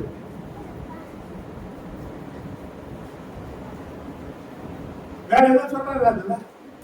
அவர் சொல்றாரு, உன்னை நீ விடுவிச்சுக்குவா, உன்னை நீ காத்துக்குவா, உனக்கு நான் வழியை காட்டிட்டு உன் கூடவே இருக்கிறதுக்காக ஒரு பரிசுத்த ஆவியானவருக்கு ஏதாவது இடத்துல கேட்டு நான் என்ன பண்றேன்? அவர் உன்னை தனியா விடுவே மாட்டேன். யார் கூட இரு, யார் கூட ஐக்கியம் பண்ணு, யார் கூட பேசு, யார் கூட பலத்துல நிரம்பி இரு. இத்தனையும் அவர் சொல்லிட்டாரு. அவரு தூரமா வச்சுட்டு என் யுத்தத்துக்கு நான் ஆடிட்டு என்ன அவன் பண்ணிட்டா, நான் இப்படி நினைக்கிறேன், அவன் இப்படி செய்வான்னு நினைக்கிறேன், அவன் இப்படி பேசுவான்னு நினைக்கிறேன், அவன் இப்படி தவறா பழகுவான்னு நினைக்கிறேன்னா தப்பேங்க தப்பேங்க. இன்னைக்கு மாட்டிக்கிற பிறகு, இன்னைக்கு கெட்டு போன பிறகு நிறைய பேர் என்ன பண்றாங்க? ஃபீல் பண்றாங்க. சாத்தா இதை பயன்படுத்திக்கிறான். கடைசி காலத்துல நிறைய பேர் குற்ற மனசாட்சினால விழுத்தி தேவனுக்கு எழுத முடியாதபடிக்கு செய்யக்கூடிய ஒரு பாவம் என்னன்னு பார்த்தீங்கன்னா இந்த மாம்சத்தின் கிரியைகள் தான்.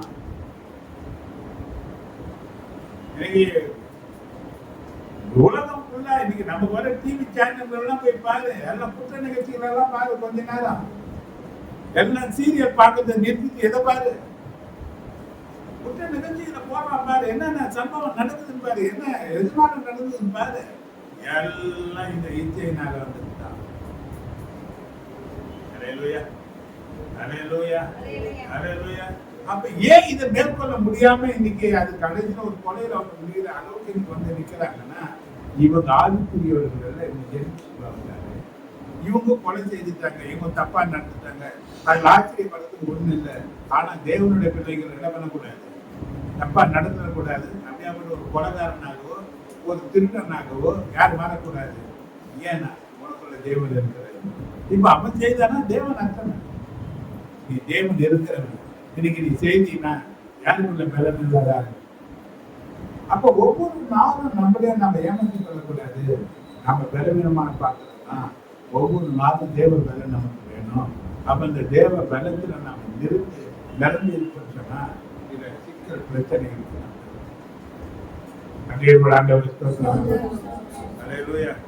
இன்னொரு காரியத்துக்காக நான் ஜெபம் பண்ண போறேன்.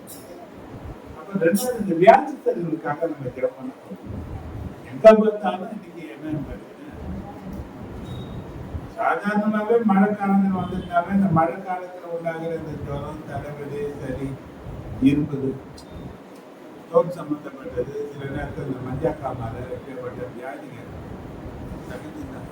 இன்னும் தொல்லை நோய்கள் பார்த்தீங்கன்னா இன்னும் அதிகமாக பரவினே இருக்கு. பற்பல விதமான வியாதிகள் இருக்கு. அல்லேலூயா. சில வியாதிகள் இயற்கையின் சூழ்நிலையில் மீறும்போது வருது. சில வியாதிகள் பிசாசின் கிரியையினால வருது. சில வியாதிகள் எதில் வருது? பிசாசினுடைய கிரியையினால வருது. இதை எந்த மாத்திரையும் மருந்து என்ன பண்ணாது. சில வியாதிகள் ஸ்கேன்ல கூட தெரியாது.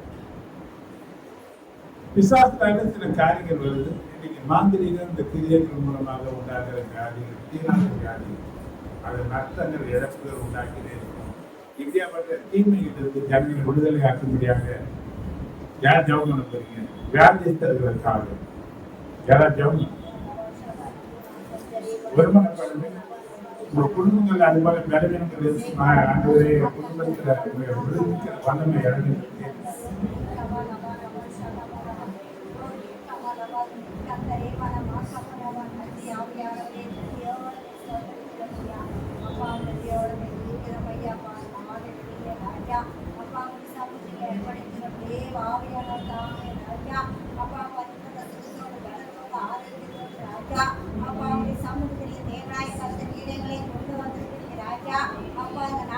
தேசத்திலே ஆங்காக வியாதியிலே பாதிக்கப்பட்ட ஜனங்கள் ராஜா அநேகமாக இருக்கிறாங்க ராஜா. வெள்ளாணி தொகுதியாக எல்லா கேன்சர் வியாதினாலே பாதிக்கப்பட்ட ஜனங்களை சுகமாக்குவீராக. அநேக கபாரே தனா கந்த கபந்த ரவானமா கபரவா அப்பா இன்னும் அநேக வியாதிகள், சுகர் வியாதி ராஜா, ஹார்ட் அட்டாக் என்று தகப்பனை அநேக வீசின் பிராப்ளங்கள் ராஜா, அநேக வியாதிகள் தகப்பனை அப்பா தேசத்திலே பெற்றுக் கொண்டிருக்கு ராஜா. அப்பா விசேஷமாக ஜுரக்கட்டினாலே பாதிக்கப்பட்ட ஜனங்கள் ராஜா. அப்பா ஒரு வீட்டில் ஒரு ஜுரம் வந்தா தொடர்ந்து எல்லாரும் ஜுரக்கட்டுகளை தடுங்க ராஜா. அப்பா இப்படிப்பட்ட ஜுரக்கட்டுகளை இயேசுவே நாமத்தில் உழைக்கிறோம் ஐயா. அப்பா என்னால செய்யக்கூடாத அதிசயமான காரியம் உண்டோடு சொல்கிறேன் ராஜா. ஒவ்வொரு பிள்ளைகளை தகப்பனை எல்லா வியாதியும் படிக்கிறேன் ராஜா. ஒவ்வொரு பிள்ளைகளையும் தேவனாய் கருத்தை தொட்டு சுகமாக்குவீராக. அப்பா என்னுடைய தழும்புகளாலே சுகமானி சொல்கிறேன் ராஜா. இயேசுவின் தழும்புகளாலே ராஜா. அப்பா ஒவ்வொரு பிள்ளைகளும் சுகம், ஆரோக்கியம், பலன் உண்டாகட்டும் ஐயா. அப்பா நெஞ்சோடு துணிக்கிறோம் ஐயா. அப்பா அந்த நாட்டில் அநேக குடும்பங்கள் ராஜா. அப்பா இப்படிப்பட்ட வியாதினாலே பாதிக்கப்பட்டு தகப்பனே அப்பா வேதனைப்படுகிற ஜனங்கள் அநேகமாக்காங்க ராஜா. அவர்களெல்லாம் தேவனாய் பார்த்து சுகமாக்குவீராக. அப்பா நெஞ்சோடு ராஜா. அப்பா அந்த நாட்டில் ஒவ்வொருவரையும் கொடுத்துருவோம் ஐயா. ஒவ்வொரு பிள்ளைகளுக்கு தேவனாய் கர்த்தர் தாமே ராஜா. அப்பா பரிபூர்ண சுகத்தை பலனை ஆரோக்கியத்தை கொடுத்து ராஜா. அப்பா நீ பாடி துதித்து ஆராய்ச்சி ராஜா. அப்பா கர்த்தர் எனக்கு நன்மை செய்தார் சொல்லுறதாக ராஜா. அப்பா ஒவ்வொரு பிள்ளைகளுக்கு அற்புதங்களை அதிசயங்களை தேவனாய் கர்த்தர் நீ செய்ய போறீங்க. அதற்காக அப்பா விசுவாசத்தால் தேவனுடைய மகிமை காண்பாக சொல்லிக்கிறீ ராஜா. அப்பா நாங்கள் விசுவாசத்தோடு இருக்கிறோம் ராஜா. அப்பா ஒவ்வொரு பிள்ளைகளும் எல்லா வியாதிகளையும் நீக்கி போட்டு ராஜா. அப்பா ஒவ்வொரு பிள்ளைகளுக்கு பரிபூர்ண சுகத்தை ஆரோக்கியத்தை கொடுத்ததற்காக அப்பா நமக்கு ஸ்தோத்திரம் ஆண்டவரே. அப்பா அவங்க கருத்திலே முக்கியத்துவம் பேசுவேன் நாமத்தினாக இருக்கிறோம்.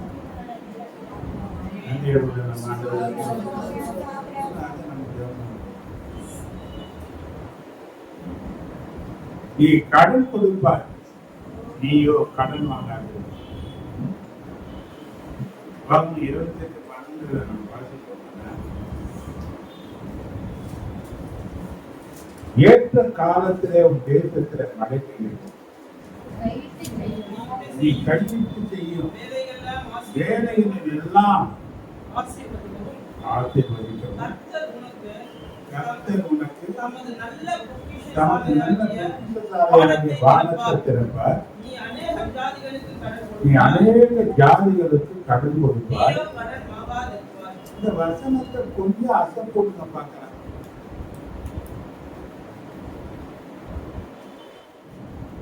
இந்த வசனங்கள் எல்லாம் நீங்க தனிமையில உட்கார்ந்து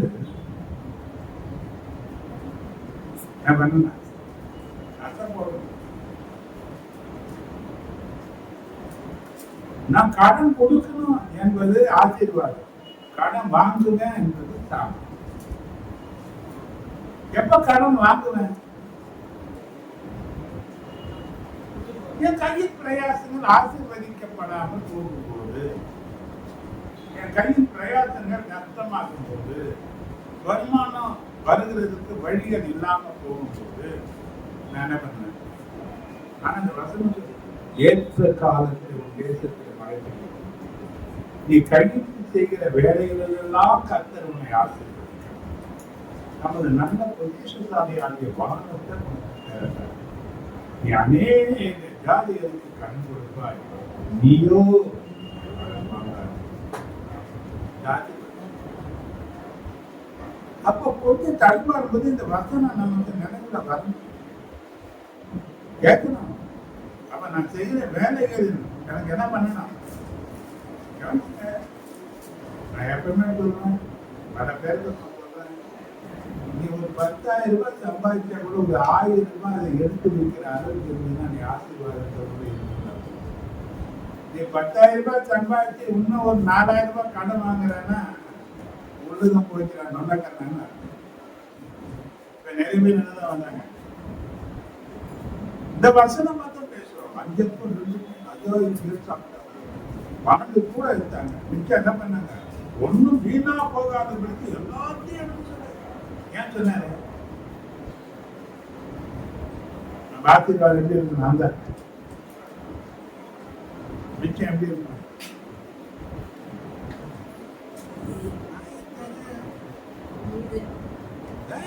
பேசு, நீ பேசு, பக்கம் கேட்கு. நான் சொல்லுங்க, யாரையும் நான் வந்து உங்களை வெட்கப்படுத்தினாங்களோ உங்களை குறை சொன்னதோ 4 பேர் பார்த்து எல்லாட்டி தாங்கிறாங்க. என்ன வெகுவாக கிடையாது. நான் பேசுறேன்னா நீ என்ன பேசுற என்பது பரலோகம் நோட் பண்ணும். இப்ப யாரையும் குறித்து நான் இது பண்ணல, நீ என்ன பேசுறேன் வசனம் தான் நான் சொல்லுவேன். இப்போ வாழ்க்கையில இப்ப மிச்சம் இருக்குது, எவ்வளவுதான் இருக்கு? அப்ப எவ்வளவு தாங்குது? 5 அப்பம் தாங்க. மீன் எவ்வளவு இருக்கு? 2 தான் இருக்குது. ஜனம் எவ்வளவு இருக்கிறாங்க? 20,000 பேர் மேல இருக்கிறாங்க. எவ்வளவு இருக்கு தேவை? இருப்பு எவ்வளவு? மிச்சம் எவ்வளவு? காலையில தான் அறிவை குறித்து பேசணும். கொஞ்சம் சித்தி தேவை அதிகமா இருக்கு. 20,000 பேர் மேல இருக்கிறாங்க. 5,000 புருஷன்னா 25 வயசுல 50 வயசுக்குள்ள இருக்கிறவங்க தான் அந்த புருஷன். அப்ப பெண்களே இந்த 25 வயசுக்குள்ள இருந்தவங்க இந்த மாதிரி பாட்டுங்க, இதெல்லாம் வயசுல 50 வயசுக்கு மேல போனவங்க, ஒரு குடும்பம்னா இன்னைக்கு இருக்கிற மாதிரி ஹஸ்பண்ட் ஒய்ஃப் 2 பிள்ளை இல்ல, அப்ப 6 பிள்ளை 5 பிள்ளை ஒரு குடும்பத்துல கட்டாயம் இருக்கும். அப்ப ஒரு குடும்பம் வந்திருந்தாங்க, ஒரு குடும்பத்துல 8 பேர் 10 பேர் வந்திருக்கும். எத்தனை குடும்பம் வந்திருக்காங்க? இப்ப இருந்தது எவ்வளவுதான்? இந்த வசனத்தை விசுவாசிக்கிறேன், நீ காலையில விசுவாசிக்கிறேன். இருந்தது எவ்வளவுதான்? தேவை எவ்வளவுதான்? தேவை மலையை போல இருக்குது, மலைக்கு வைக்கிறது. நம்ம இதை வச்சு என்ன பண்ணுது? அதான கேட்டாங்க. நாங்க வெளியே போயிட்டு 100 படத்துக்கு நாங்க அப்பா வாங்கினதை விட கொஞ்சம் கொஞ்சம் தான் தர முடியும். அப்படி கூட 100 படத்துக்கு நாங்க எங்க போய் வரோம்? இதுதான் அவங்க கேள்வி. நம்ம கேள்வி இதுதான். இதை வச்சு நான் என்ன பண்றது? இதை வச்சு நான் என்ன பண்றது? இதை வச்சு நான் என்ன பண்றது? ஐயா எல்லாம் என்ன பண்ண முடியாது. நீ ஏன் பார்த்துக்க, அவருக்கு கிடைச்ச வரலாம் இருந்துதா பார்த்து குழந்தைகிட்ட போன அப்பதான் திரும்பி என்ன பண்ணாது. இங்க போனது பண்ணுதான் உத்தா பண்ணி வாங்கினா நீ புத்திசாலி, விட்டுட்டேன் பெய்ய. இங்க அங்க பாத்தீங்கன்னா கொடுக்க முடியும், கொடு. ஏன் இது எழுதப்பட்டு இருக்குன்னா, சாபம் வாழ்க்கையை அடிச்சுக்கும், ஆசீர்வாதம் இல்லாததையும் உருவாக்கி உயர்த்தி கண்டுபிடிக்கும். அப்ப இன்னைக்கு நிறைய ஜனங்கள் உழைக்கிறாங்க, ஆனா என்ன இல்லை, 10 ரூபாய் சேர்த்து வைக்க முடியல. ஒரு பிரச்சனை வந்தா சேர்த்து வைக்கிறது எல்லாம் மொத்தமா வெள்ளம் வந்து அடிச்சுட்டு போற மாதிரி. எப்படியோ மிரட்டி உருட்டி கடன் வாங்கியாவது அது யாருக்கும் சொல்லலன்னா கூட வாங்கி வச்சுட்டு 8 மணிக்கு 12 மணி நேரம் உழைக்கிறேன். ஓடினேன் என்ன பண்ணலாம்? இடம் வேணும், மிச்சம் நமக்கு இருக்கணும். அப்ப ஏசு நாதர் அந்த கொஞ்சத்துல மிச்சம் எடுக்க செய்வார்னா அவர் என் குடும்பத்துல தான் இருக்கிறார், உன் குடும்பத்துல தான் இருக்கிறார், உங்களுக்குள்ளதான் இருக்கிறார். என்ன பண்ணணும்? என்ன பண்ணணும்? என்ன பண்ணணும்? அதை அவர் பருகி பெருக செய்யணும். அவர் என்ன பண்ணணும்? பருகி பெருக செய்யணும். அந்த விசுவாசம் உனக்கு இருக்குமான குறைகளை நீங்கி நிறைவான ஒரு ஆசீர்வாதம் வரும். கர்த்தரப்பட்ட குறைகளை நீங்கி கடற்களை நீக்கி உங்க கையின் பிரயாசங்களை ஆசீர்வதித்து யாரிடத்துல 10 காசு கடன் வாங்காம கேட்கிறவனுக்கு 10,000 அப்படி கடன் கொடுக்கிற அளவுக்கு கர்த்தரை உயர்த்தி ஆசீர்வதிக்க முடியாது. கர்த்தாவே நன்றி நன்றியோட ஆண்டவர் ஸ்தோத்திரம். ஏன்னா ஒரு முக்கியமான காரியத்தை பேசணும்னா காரியம் அதுதான் எனக்கு ஜெபத்துக்கு பேசணும்.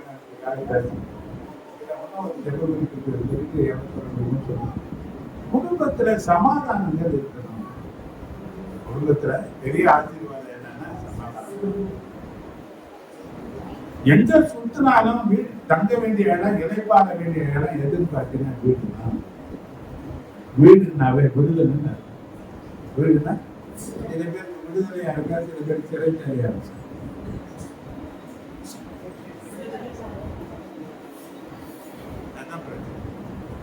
அதுதான் வந்தாவே போதும். என்ன பண்றாங்க? இப்படி இருக்குது. ஏதாவது ஒரு காரியம் இருக்கு. ஆனா சமாதானத்தின் தேவன் சாத்தான காரியங்கள் அங்கே நசி நம்ம இருதயத்திலேயும் நம்ம சிந்தையிலையும் தேவ சமாதானம் செயல்படும்படியாக அது என்ன நிலையிலேயும் அந்த சமாதானம் நம்ம விட்டு எடுபடாத அளவுக்கு கர்த்தர் சொன்னார். என் சமாதானத்தை யோவான் 14:27 என் சமாதானத்தை நான் அந்த சமாதானத்தை நான் நிரப்பும்படியாக நன்றியுடைய நம் ஆண்டவர். ஆனால் குடும்பத்துல பெரியவனா இருக்கட்டும், சின்னவனா இருக்கட்டும், கணவன் மனைவியா இருக்கட்டும், பெற்றோர் பிள்ளைகளா இருக்கட்டும், யாரா இருக்கட்டும், அவங்களுக்குள்ள மெய்யான சமாதானம் தங்கியிருக்கணும்.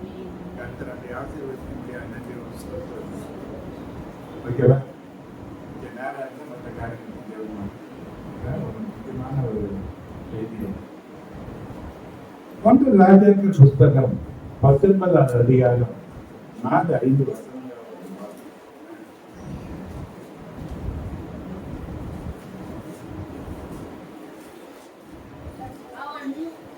வனாந்திரத்தில் ஒரு நாள் பிரயாணம் போய் ஒரு சூறைச் செடியின் கீழ்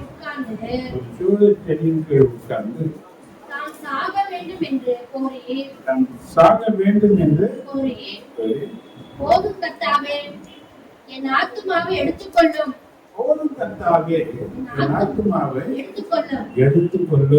நான் என் பிதாக்களை பார்க்கிறோம் நல்லவன் அல்ல என்று சொல்லி ஒரு சூறைச் செடியின் கீழ் படுத்துக் கொண்டு நித்திரை பண்ணினான். இந்த எலியா ஒரு சாதாரண மனுஷன் அல்ல. ராஜாக்களுக்கு சமாளித்த அந்த காலத்தில் ராஜாக்களின் கோபம் மறந்து போவதற்கு சமானம். யார கோபப்படுத்துறான்? இவன் ராஜாக்களுக்கு இவன் சிம்ம சொப்பனமா இருந்தான். என் பக்கத்திலே என்னை கண்டுபிடிச்சிட்டியா கேட்கிறாங்க. எத்தனை மறைவா செய்தாலும் அப்பட்டமா வெளிப்படுத்தி அவனை வெளிப்படுத்தி காண்பித்தவன் எரியா. என்ன வந்துருச்சு இவனுக்கு? போதும் கர்த்தாவே, ஏன் சாப விரும்பினா? என் பிதாக்களை பார்க்கணும், நான் நல்லவன் கிடையாது. யார் சொன்னது நான் நல்லவன்?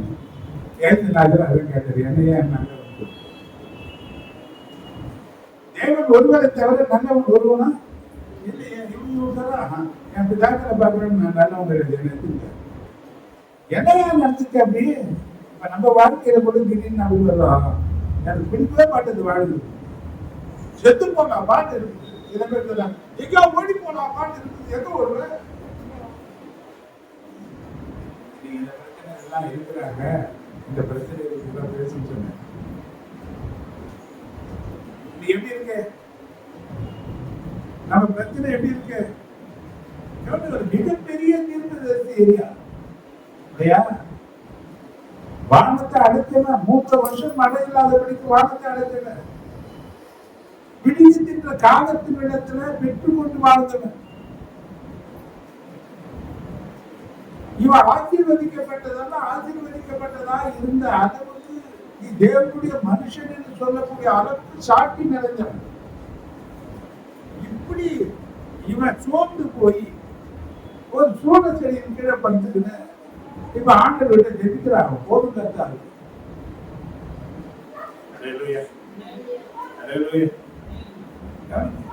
ஏதோ ஒரு சம்பவம் நடக்குது இல்லையா நம்முடைய வாழ்க்கையில கூட நமக்கு ஏற்படக்கூடிய அந்த சோர்வுகள் இருந்து நம்ம பல நிலைகளில நம்ம எப்படிதான் நாம நம்ம கருத்து எவ்வளவுதான் தாங்குது என்னால என்ன பண்ண முடியாது. இன்னைக்கு என்னால என்ன பண்ண முடியாது.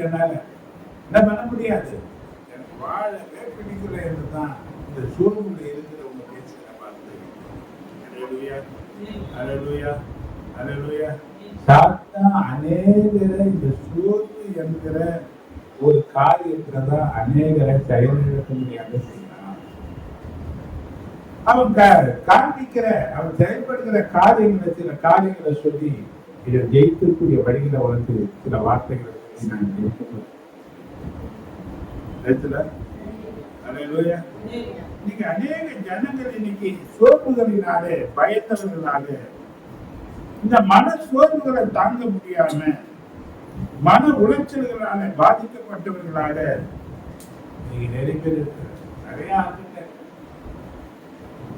நிறைய அந்த நாள்லாம் பண்ணா ஏதாவது வயசானவங்க ரொம்ப ஏதாவது குடும்ப பாரம் தாங்க முடியாதவங்க அப்படி இன்னைக்கு 18 வயசு பையன் 14 வயசு பையன்கள் ஆர்டர்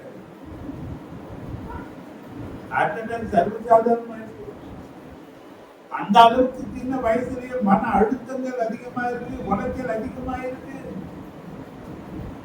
அவன் வயசுக்கு தாங்கின பிரச்சனைகள் யாருக்க போகுது. ஒவ்வொருத்தரும் பிரச்சனை இல்லாத மனுஷர்களே கிடையாது. இன்னைக்கு பல நிலைகளில் என்ன பண்றாங்க, ஏன் உயிர் வாழணும், இனி உலகத்துல வாழ ஒரு நம்பிக்கையே கிடையாது, எனக்கு வாழ முடியல, செத்து போனா நல்லா இருக்கும் என்ற வார்த்தை தான் அநேக ஜனங்களிடத்திலிருந்து இன்னைக்கு புறப்படக்கூடியதா இருக்கு. ஆண்டவரே என்னை எடுத்துங்க. எடியாவை போல என்ன கேட்கிறாங்க, என்னால என்ன பண்ண முடியாது, என்னால போராட முடியாது, என்னால என்ன பண்ண முடியாது, எவ்வளவு போராடி பார்த்துட்டேன், என்னால என்ன பண்ண முடியாது. அல்லேலூயா. இனியும் என்னால இந்த பிரச்சனைகளை தாங்க முடியாது, நீ ரொம்ப சோர்ந்து போய் இருக்கிற, நான் என்ன பண்ணல, நீங்க சோர்ந்து போய் இருக்கிற என்று தவிக்கக்கூடியவர்களாகத்தான் இன்னைக்கு ஏராளமான ஜனங்கள் வாழ்ந்து கொண்டிருக்கிறார்கள். இந்த சோர்வு இல்லாத மனுஷர்களை பார்க்கறது ரொம்ப கஷ்டம்.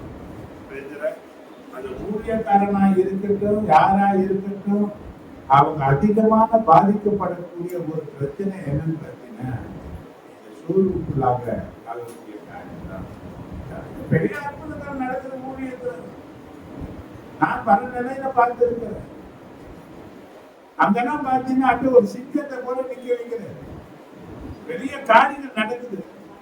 4 பேர் புகழும் போது, 4 பேர் சொல்லும் போது, 4 பேர் ஆண்டவரை கூட பேசினாரு. இந்த வார்த்தையினால போன வாரம் ஒரு செய்தி பயத்தை விட்டு பேசுறேன். நிறைய ஜனங்கள் சொல்றாங்க, இன்னைக்கு இந்த பிரச்சனை நான் விடுவிக்கப்பட்ட இந்த செய்தி கேட்டு இந்த பயத்தை வெளியே வந்தேன்.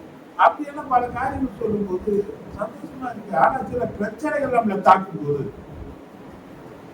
நமக்கு என்ன பண்ணுது, சோர்வுகள் தானாவே வருது. அல்லேலூயா, அல்லேலூயா. நீங்க பாருங்க, இந்த சோர்வு தங்கள் வாழ்க்கையில பாதிக்கப்பட்டவர்களாக மாத்திரால தாங்கள் நிறைவேற்றி முடிக்க வேண்டிய வேலைகளை கூட நிறைவேற்ற முடியாதவர்களாக இன்னைக்கு அநேகர் கஷ்டப்படுகிறத நம்ம பார்க்கணும். செய்ய வேண்டிய வேலை கூட என்ன பண்ண மாட்டாங்க. அல்லேலூயா. அப்ப இந்த சோர்வு என்றால் மன உளைச்சல். இந்த மன உளைச்சல் அதிகமா யாருக்குள்ள செயல்படுதுன்னு பார்த்தீங்கன்னா, மன உளைச்சலுக்குள்ளாகி இன்னைக்கு வேதனை பண்றாங்க. ஒரே டென்ஷனு. அவன் ஜெபிக்க வரும்போது பார்த்தீங்கன்னா ஒரே படப்படப்பா இருக்கு, எனக்கு எப்படியா மாறி போகுது. அப்போ வந்து மன உளைச்சல் சொல்லுவாங்க, தளர்ந்து போகுதுன்னு சொல்லுவாங்க, மன முறிவு என்று பல அர்த்தங்களை நாம் அதற்கு கொடுத்தாலும் இந்த சோர்வு என்ற ஆயுதம் அநேக சமயத்தில் அநேக பெரிய தேவ மனுஷர்களை கூட மிக சுலபமா கீழே விழுந்து விடக்கூடியதற்கு காரணமா இருக்கு. இதை கற்பிக்கிறதுக்கு நிறைய பேராக முடியுது. நிறைய பேர் எங்க விழுந்து போறாங்க. நல்ல பெரிய ஆளுங்க தான், நல்ல விசுவாசம் உள்ளவங்க தான், நல்ல ஆண்டவருக்காக பிரயாசப்பட்டவங்க தான், எந்த தீமையும் செய்யாத நிலையில வாழ்ந்தவங்க தான். ஆனால் சோர்வு என்ற ஆயுதத்தினால தாக்கப்படும் போது நிறைய பேர் விழுந்து போறாங்க. ஹல்லேலூயா. நிறைய பேர் கேட்கறாங்க, என்கிட்ட கேட்கறாங்க, நிறைய பேர் கேட்கிற கேள்வி தான் பிரச்சனை. அவங்க என்ன கேட்கறாங்க? நான் பக்தியா வாழ்ந்து எனக்கு என்னங்க பிரயோஜனம்? என்ன கேட்கறாங்க? யார் யாரும் எப்படி எப்படி எல்லாம் இருக்கிறாங்க, அங்க நல்லதான இருக்கிறாங்க. நான் பயப்படுற ஆண்டவருக்கு ஆண்டவருடைய வார்த்தையை கேட்க நினைக்கிறேன், பக்தியா தான் நான் வாழ்ந்து பார்க்கிறேன். ஆனா நான் பக்தியா வாழ்ந்து என்ன சொல்றாங்க? எனக்கு எனக்கு பிரயோஜனம் என்னன்னு கேட்கிறாங்க. ரெண்டாவது கேட்கிறாங்க, நான் சர்ச்சுக்கு போறதுனால எனக்கு என்னதான் லாபம்?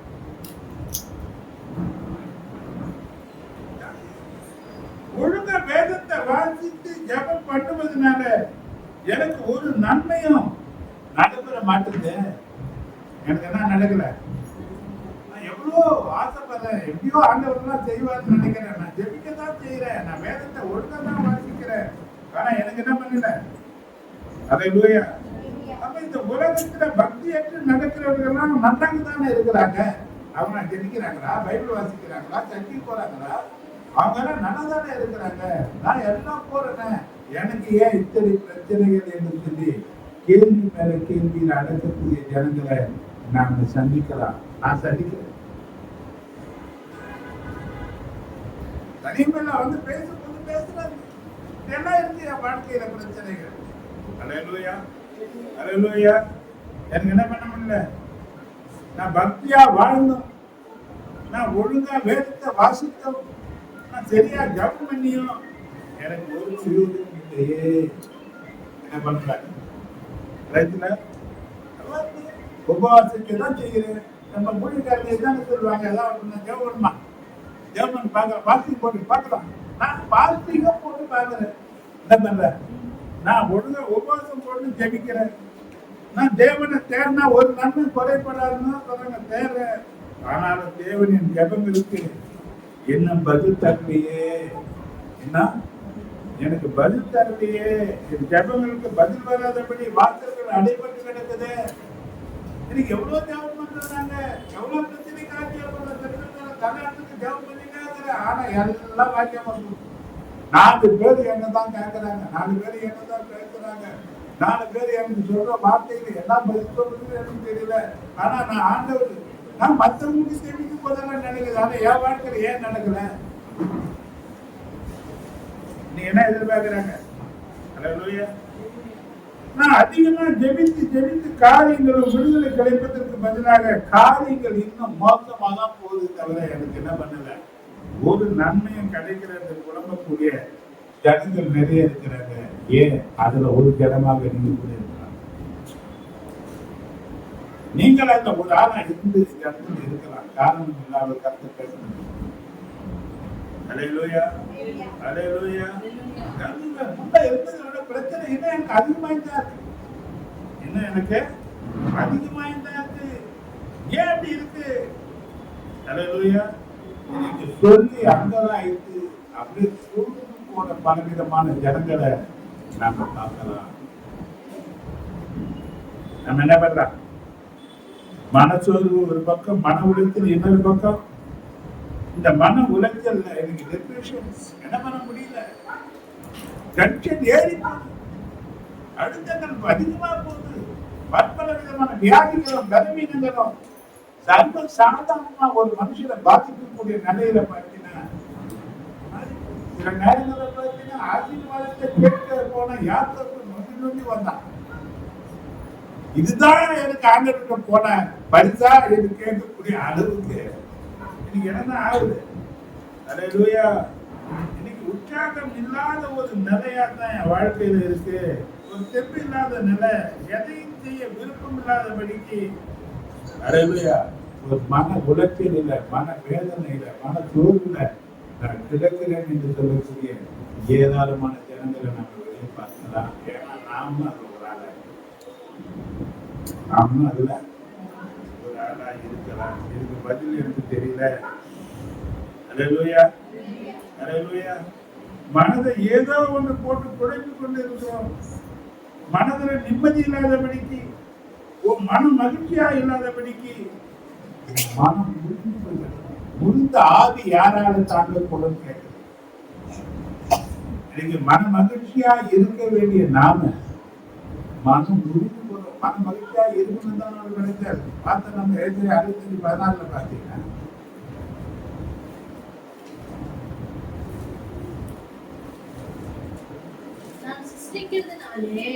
நாம் சிந்திக்கிறதுனாலே நீங்கள் என்றென்றைக்கும் மகிழ்ந்து களி கூர்ந்திருங்கள். களி கூர்ந்திருங்கள். இதோ எருசலேமின் களி கூர்தலாகவும்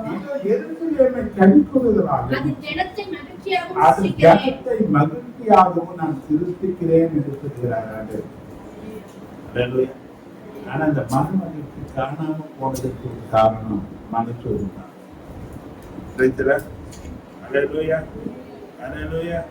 நீ பாருங்க, இதுல சோர்ந்து போய் எனக்கு எதுவுமே செய்ய முடியாதவங்களா, எதுவுமே செய்ய தோணாதவங்களாக நான் சொல்ற ஒரே காரியம், எனக்கு வாழவே பிடிக்கல. எனக்கு எங்கேயா போயிடலாமான்னு இருக்கு, செத்துடலாமான்னு இருக்கு. இதுதான் இன்னைக்கு நிறைய பேருடைய அறிக்கையா.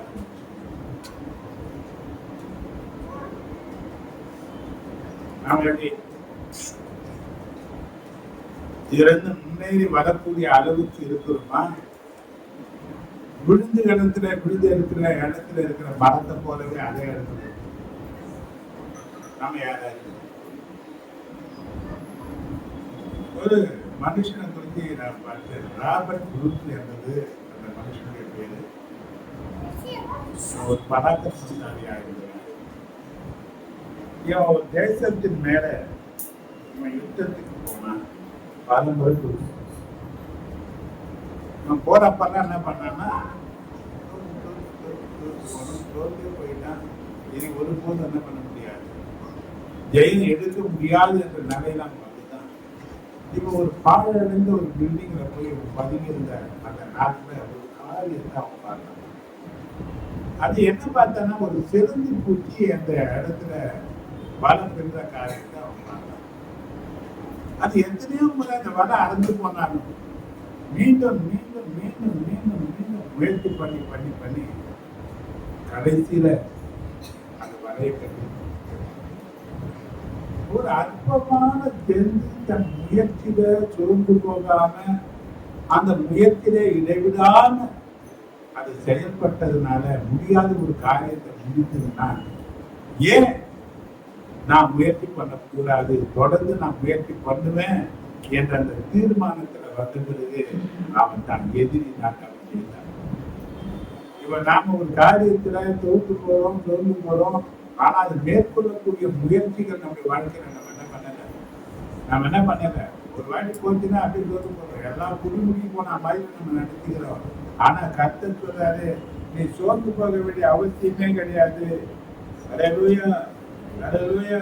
நீங்க என்ன பண்ண வேண்டாம், நீங்க நான் முயற்சி எடுக்கணும். வேலை சொல்றது நீதிமொழிகள் 24:10 பாத்தீங்கன்னா,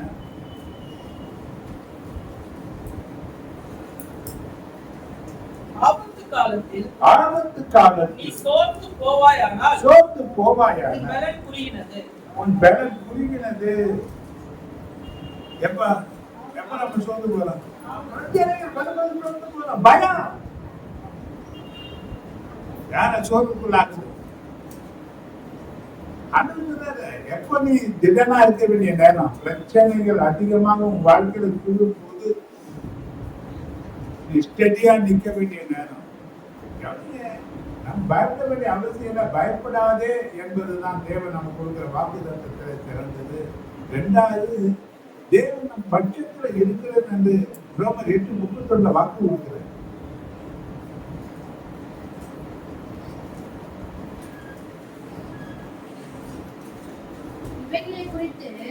இஸ்ரவேலை குறித்து நாம் என்ன சொல்லுவோம்? நாம் என்ன சொல்லுவோம்? தேவன் நம்முடைய பட்சத்தில் இருந்தால் தேவன் நம் பட்சத்தில் இருந்தார். நமக்கு விரோதமாக இருப்பவன் யார்? யார் இருக்கிறாரு? மத்திய 28:20 உலகத்தின் முடிவு வரைந்த சகல நாட்களும் நான் யார் கூட இருக்கிறேன்?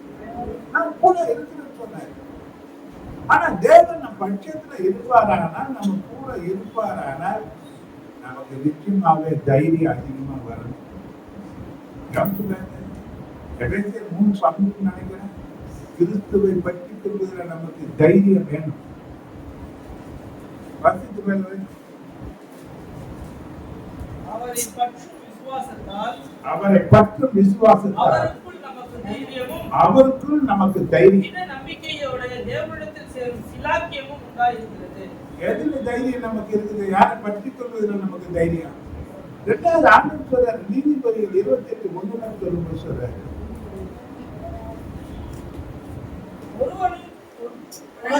ஒருவனும் தொடராதிருந்தும் துன்மார்க்கர் ஓடி போகிறார்கள், துன்மார்க்கர்கள் ஓடி போகிறார்கள், நீதிமான்களோ சிங்கத்தை போல தைரியமா இருக்கிறார்கள். சிங்கத்தை போல தைரியமா இருக்கிறார். நீ யாரு? துன்மார்க்கரா நீதிமானா? நீ சிங்கமா அசிங்கமா? சிங்கத்துக்கு பயப்பட தெரியாது. சிங்கத்துக்கு பின்னால கால வைக்க தெரியாது. முன்ன வைக்கிறது பின்னால வைக்கிறது. சிங்கம் பிடிச்சது யார் மரத்திற்கு பயன்படவே இல்லை. நீதிமான யாருக்கு அடையாளமா சொல்றது? அப்ப நீதிமான் என்ன சொல்லுவாருன்னா, அது ஒரு மனுஷனால வந்தது அல்ல, தேவனால வந்த வார்த்தை.